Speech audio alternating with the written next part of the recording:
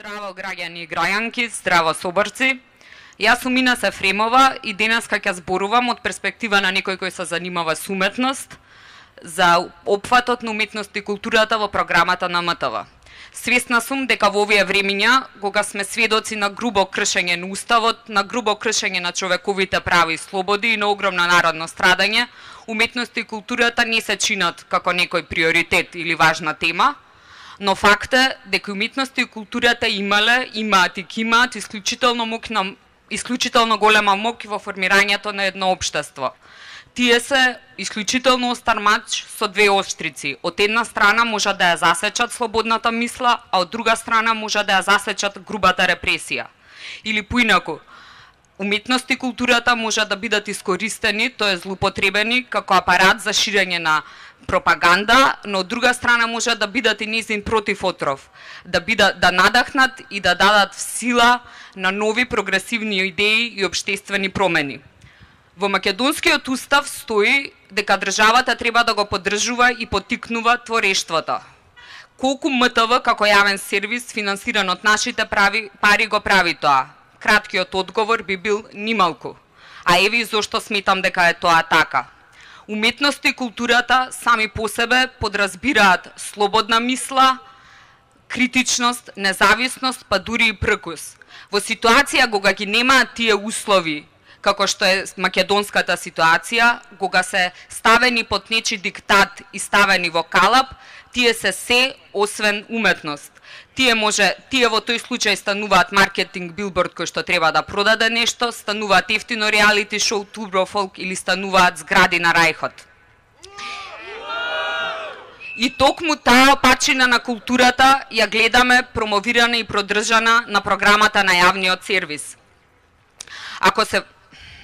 Јасно се забележува едно општествено зло, кое што ги има проширено своите вулгарни пипци и во јавниот сервис, а тоа е партократијата, која што јавниот сервис на граѓаните го користи како свој личен партиски сервис за ширење на пропаганда, грубо наметнувајќи ни она што таа го подразбира за добра и пожелна уметност.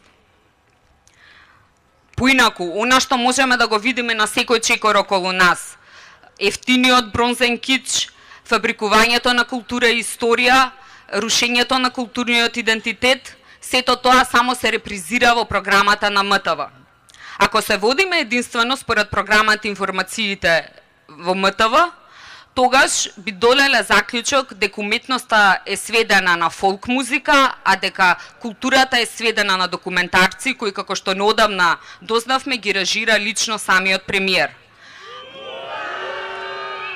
Поинаку, не се покриваат настани од културата, не се прават рецензии на уметнички дела, не се повикуваат младите творци и културни работници на гостувања, не се промовираат младите автори, се игнорира уметност од 20 век, која што е исклучително важна за културниот македонски континуитет и која оваа власт сака грубо да ја избрише преоблекувајќи ја во стиропор фасади. Едноставно, народот останува сиромашен за се она што представува македонска автентична културна цена, останува сиромашен за квалитетна култура, а творците својата поддршка мораат да ја бараат надвор или по некои други канали. Воедно и малкуте емисии од странска продукција од областа на уметност и културата кои што се емитуваат на македонската телевизија се исто или нерелевантни или застарани. Па така, луѓето немаат информации ниту за современите токови и случувања и за уметноста во светот. Поинаку си плаќаме за да не држат во културен, глобален и локален мрак.